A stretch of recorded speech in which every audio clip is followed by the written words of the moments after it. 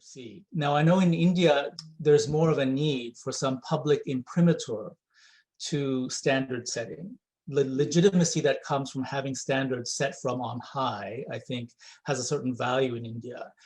And we did discuss this a lot, actually, among the experts to the mediation legislation drafting committee. One concern that I would have about setting public standards and having maybe a government agency or authority be in charge of that in India is that while I think that kind of oversight at the top level is important for the legitimacy purposes that we just talked about, I think the day-to-day administration and running of those standards, who should be qualified as mediators?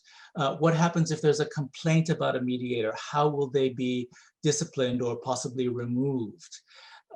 What kinds of training programs should be required, and how can they be updated periodically to make them more relevant, and so on? That takes a lot of manpower and energy. And my concern with kind of leaving that all in the hands of a government bureaucrat is that that could become very inefficient. And if you can't follow up, right?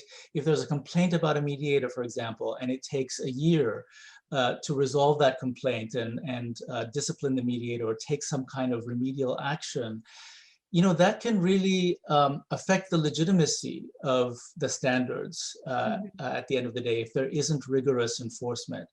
And so that might be an argument, I think, as you're thinking about these issues in India, for maybe pursuing a hybrid type of approach where there is some announcement of what the standards are at the top level, but perhaps creating some space for private actors, institutions like IMI perhaps, or other groups that are out there to do the real day-to-day work of the accreditation and certification and training standard settings and so on.